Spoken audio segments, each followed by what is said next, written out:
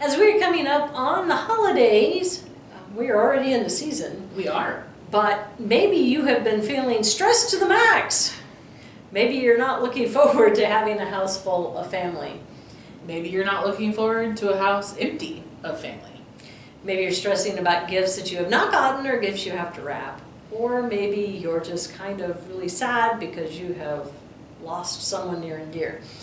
Well, where does our joy come from? And how do we have joy during the holiday season? This is an episode you're not going to want to miss. So thanks for joining in and stay tuned.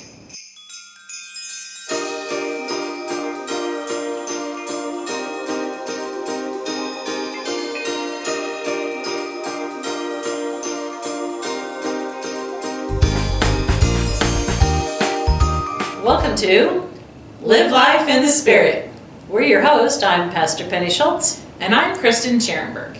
We're so glad you joined us today. We have been talking, the holidays can be a really hard time. And while there is all the festivities and all the joyful carols and the songs and everything, sometimes, depending on what's going on in your life, you can maybe not feel quite so joyful or in the holiday spirit. Maybe you're a little more of the bah humbug.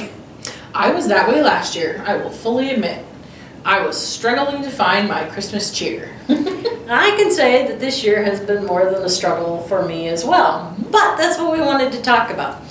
So what is the difference between happiness and joy? What is happiness? Happiness is situational. Happiness is, ooh, I got a great deal on this cool sweater, or ooh, I came in and they have my favorite cookies on sale, or ooh, just something that's situational. A house full of people, yeah, or everything's good that but day. It's temporal and it's temporary. Yeah. Mm-hmm. Sometimes happiness is, my kids both got up this morning, they were in good moods, they got out the door on time, I dropped them off and we still liked each other. I'm happy. That's a good day. But what about joy? Can we have joy on the days when the kids don't get up and you're at odds with each other? Can we still have joy when you look at your checkbook and you go, there is no way that I can afford Christmas presents this year? Do we still have joy when you look at the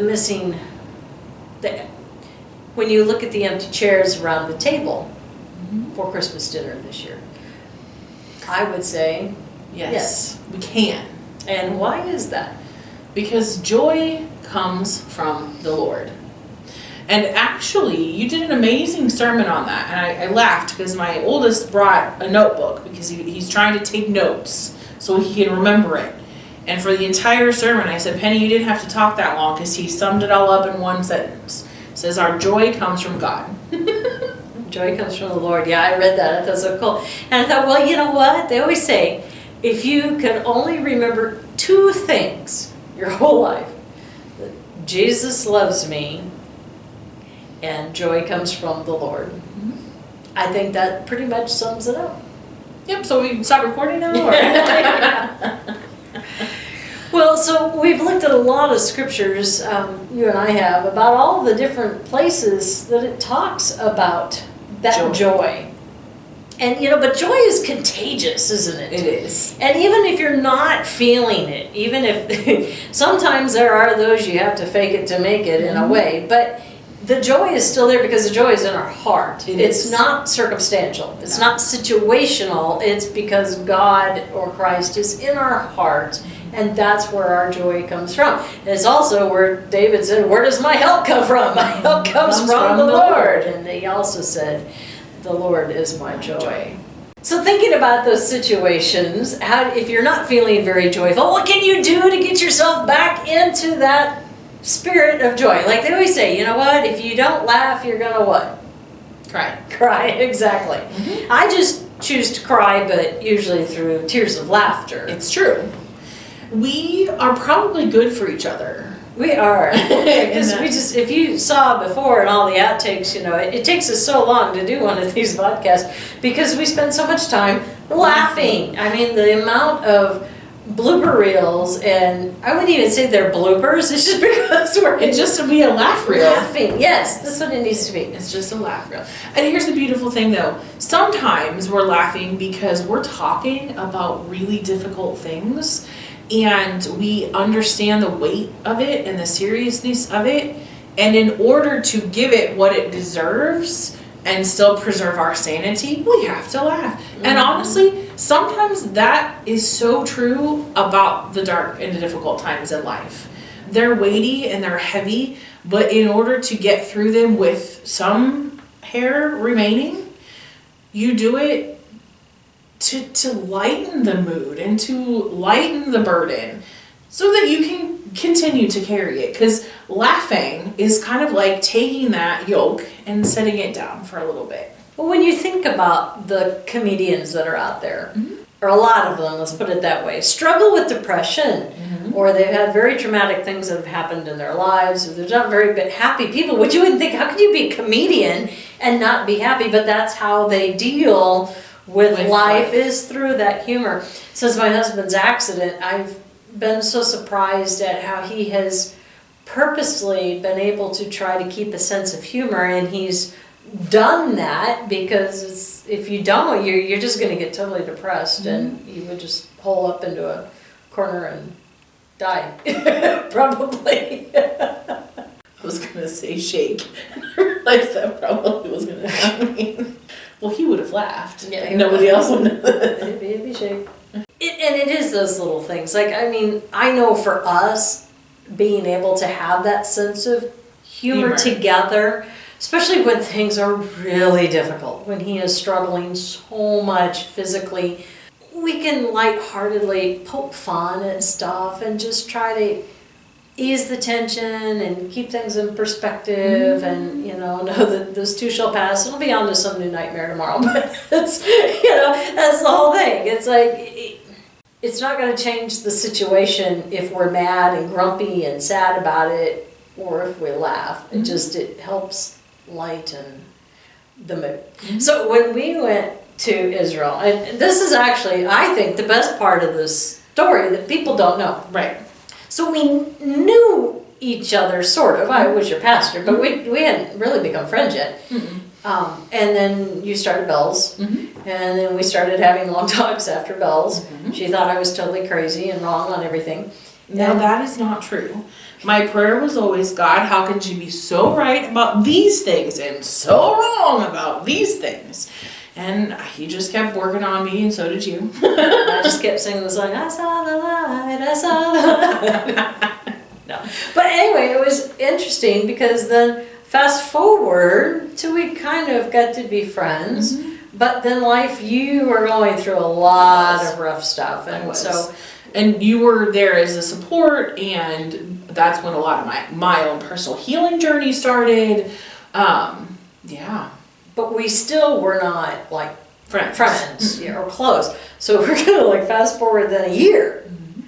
And when we just really decided that, we want to just take this friendship to another level. And we'd only been really friends for a couple months, and I'm like, hey, you want to go to Israel with me? I had nobody to go at that time. And I was like, well, yeah, sign me up.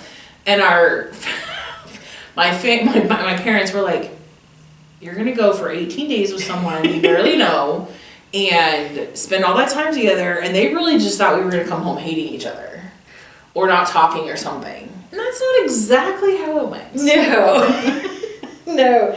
In fact, it was really funny, because when we were on the bus, I mean, we were excited the whole time. Great. We got there and we're on the bus, and we didn't even get to sit together when we first got there. No, that very first day. We were separated. It was like, that was horrible. That was horrible. Like the biggest torture. But then we were together and we started laughing, and I there was always something to laugh at. Yes, there's so much joy over there, and we became known as what? They called us the Laughing Sisters of the Blue Bus, because there were 3 buses and there was a color for each of us. They all assumed we were related and had known each other our entire lives. Not 2 months. Yeah, not just a few months of real actual friendship, where you were talking about things beyond, Well, I guess 2 months before I asked you, and then another. So maybe we were talking 6 months. Yeah. And people that we've known each other forever. And then the best part, though, I love this part of the story. So they had created a Facebook group before we went to Israel, so we could all start like introducing ourselves and kind of getting to know each other, because we were from all over the world, actually. This group that went together. And a few days in, somebody had posted, I don't know who the two women are that are laughing so much on the blue bus, but thank you. We love it. I just really wish I knew what you were laughing at, so I could laugh too. They said your laughter is so contagious. And I kind of needed that, because I was starting to feel bad too, because I thought, oh man, we're going to get in trouble. I felt like I was in school, we're going to get in trouble for laughing. Loud, or, Of course, this is on the bus, not when anybody was talking. Yeah, it was not anything important, but yeah.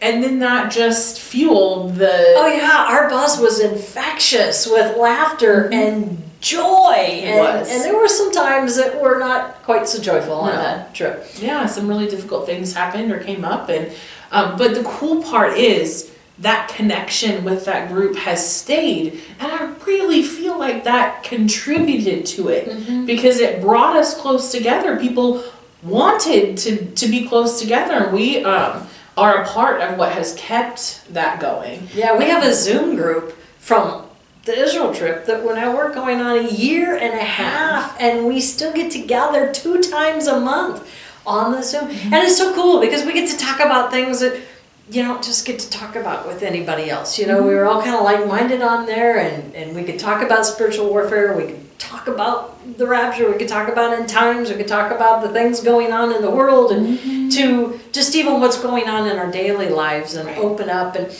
I think it's because of that laughter. I said, when you are contagious with joy, when you are infectious with that, it's like a moth to a light. People are drawn to somebody who's full of laughter. It's just like if you were to tell somebody, well, you have your choice of all these different concerts to go to, or a comedian. A lot of people, if it's a really good comedian, is going to pick that because they want to go and laugh. Yeah, so and it's funny, because when we do get together, we try to do it together. Because people are so upset if we're not. If you're at your home and I'm at my home and we're not, we're in different squares. Right, so they're just like, oh.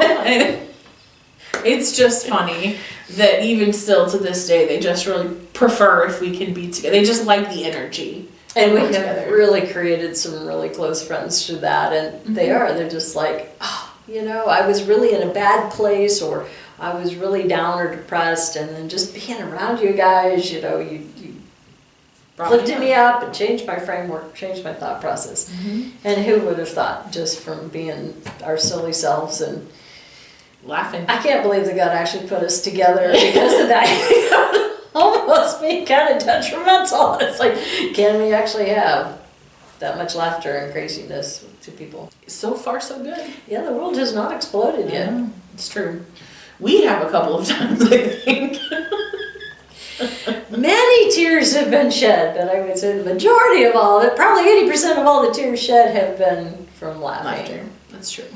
But laughing is a good release. You release all those endorphins, you get to release stress, you get to release horrible things that have been going on. And that's why I said I do a lot of funerals. And people think that you have to be solemn, and that's why I like the way I do a message, because it's all about the person, and I try to find all those fun, unique things of that person that made them who they are, and that they were maybe when they were ornery when they were younger. Those stories that maybe not all the family knew, or the grandkids didn't know, or maybe they forgot, and shape it in a way that the family can laugh at those good memories. And well, yes, it's still a solemn time. It's a way to release, and grief comes in all different ways.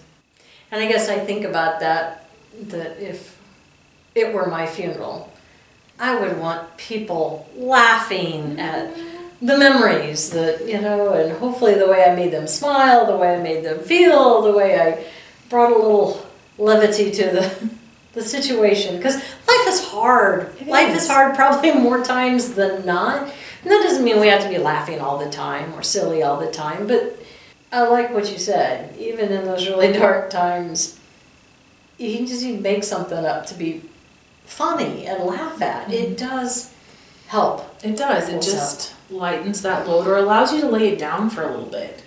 You know, it doesn't, like you said, it doesn't change the overall circumstances. It's still going to be there. But if you have a chance to set it down and rest for a little bit and allow yourself that time, then you can pick it up and carry on a little bit longer. And I think it's truly a gift. Joy comes from the Lord, and that laughter and that ability to do those things are truly a gift from God.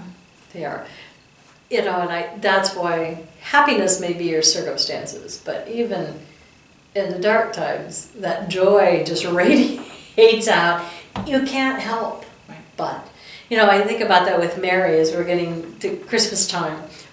Mary and Elizabeth, both of them. I mean, think about it. Elizabeth was how old? And I mean, she probably had to be freaking out. Yes, she was glad she was pregnant, but at the same time, she's going, really? Now I'm going to give birth? She was just probably thinking, oh my gosh, how am I going to endure childbirth? Will I even make it through childbirth? Because many of them didn't. And will I remember where I put him? Will I even know how to take care of a kid at this point? Right. You know, there's so many things that she was probably thinking, and yet the joy that radiated, and then even more so when she was in the presence of Mary. And I think about that with Mary. Oh my gosh. She talks about the joy. You know, what a lot of people don't realize is that all the little girls, all the Jewish girls back then, dreamed of maybe being the mother of the Messiah. That was like the thing to aspire to. So it wasn't really a new concept. Right. It might seem foreign in our mindset because we haven't grown up with that. But that was their hope and dream. So when it actually does happen, you know, you can only imagine the joy that she had. Like, oh my gosh, he picked me. But then realizing that her parents weren't in on that. Right. And how do you explain it to them? Because she was living with them. Joseph had already gone back to prepare a place for the two of them. How am I going to tell Joseph? How am I going to do? I mean, she could have totally lost it, knowing what the full implication could potentially be. Right. But she had the trust, and she had the joy that if God actually literally was doing this for her, that he would just make it all work out. And that's really where our joy comes from in those times, is knowing that, well, we have no control over anything, and we don't know how dark it's going to get. If God said to do it, or if God is leading or guiding and we do it, then we know that it's going to work out. Right. We're going to touch the people we're supposed to touch. We're going to accomplish what we're supposed to accomplish, even if the end goal isn't always maybe pleasant. Right. In that process, Right. we can have joy knowing that we are serving God and we are doing his will. Absolutely. You know, and I think that's one of the things that's been such a blessing on this podcast is the ability to ideally use the stories or use the difficulties that we've been through or all of the trials or tribulations, whatever, to hopefully help other people realize that they're not alone in this and that we do have a hope, a help, and a joy that comes from God. You know, I had to laugh because only God has this kind of a sense of humor, because that's where our sense of humor comes from. It is. So our whole theme this year, every year for Advent, I come up with a theme. And this year I was like, you know what? I just want something lighthearted. Let's do joy. That would be so good. Joy to the world. You know, joy, joy, joy. I got the joy, joy, joy down in my heart. And then everything blew up this entire Advent season. I mean, it has just gone from bad to worse to more and more and more all piled on, heaped on from major medical issues with so many loved ones, and then huge issues with a lot of the people, with our congregations, and just, I mean, you name it, it's just more and more and more, and you're like, really, God, I'm supposed to talk about joy? So that's kind of where I was at Sunday. It was like, I just really was not feeling it, but again, we said what, happiness is circumstantial. Right. And I was still able to get up there and do 2 messages on joy and have it be even more heartfelt. Because it wasn't because I was just on a mountaintop experience and I could talk about joy. You're talking about joy from the valley. Yeah. And that has a whole different impact. Joy from the darkness. Mm-hmm. Joy from the struggles. Joy from the hard times. And people can relate to that. Mm-hmm. Oh yeah, because it's easy to find joy on those mountaintop experiences. It's far more difficult. Well, it doesn't have to be, but it can be far more difficult if we let ourselves be buried in our circumstances. Mm-hmm. I think that's one of the things that can happen to us sometimes, is that we can get tunnel vision almost. And we can be so focused on the hard things that are around us that we can lose the ability to, one, step back and look at the bigger picture, and two, really look within and feel what God is putting in there, because we can get in our own way at times and make it, well, I can't be happy. I don't have joy. I don't have peace. I don't have, and I You've been around those people. Mm-hmm. I think I need to keep that in there. I was going to try so hard not to do that. You've done it multiple times. I have words that have this, like a beak. I don't know. What do you like? I'm trying to draw the words out. Like a stork. Yeah. It's a reindeer. Pelican. Inside joke.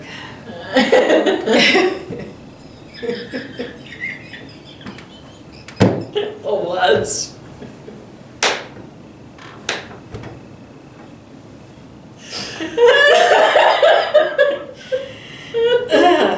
Goodness, the antlers weren't attached to that.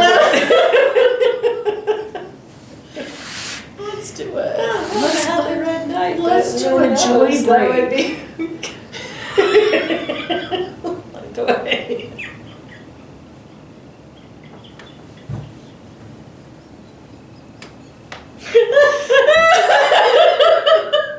I was gonna say we could do a joy break on inappropriate Christmas decorations.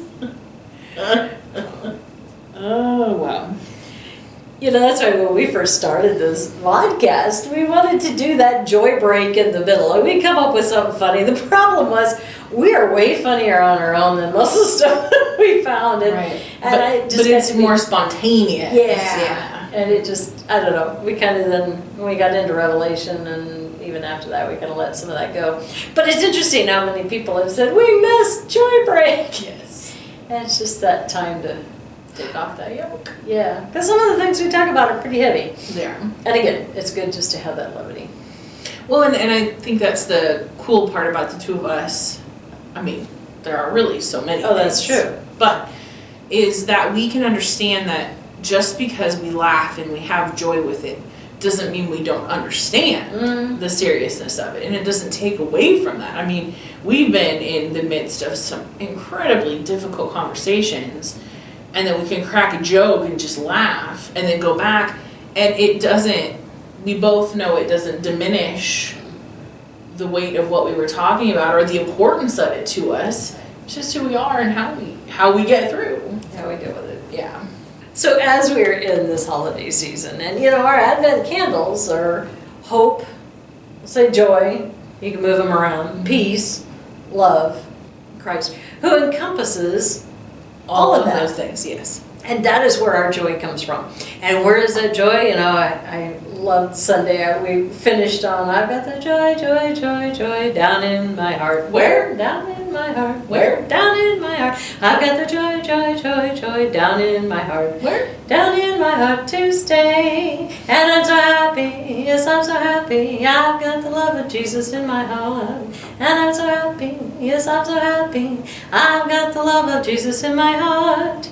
And you know, while that may not seem like a Christmas song, I can't think of any better song than to finish off then with joy to the world.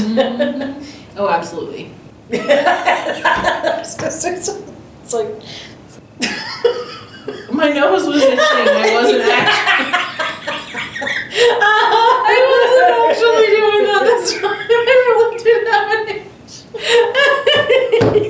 yeah, sure.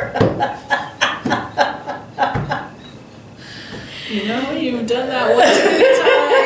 I would genuinely just have an itch. And what else? Yeah, you're gonna have to put a laugh reel at the end. I know. Just yeah. So that's what we want to leave you with, regardless of what your circumstances are this Christmas, or the holidays, or what you're facing. Just know that the joy does not come from our circumstances, but it comes from Christ way down in our heart. And take this time to think about those good memories, or just spend time in God's Word, because I tell you what, you cannot spend time with God or read His Word and not be joyful. And if you can't remember anything else, remember the two important things. Jesus loves me, and our joy comes from the Lord. So this week, we wanted to leave you with the Hebrew words joy and peace. But I absolutely love the fact that the Hebrew word for joy is simcha, and it ends with ha. And of course, shalom is peace. So until next time, simcha shalom.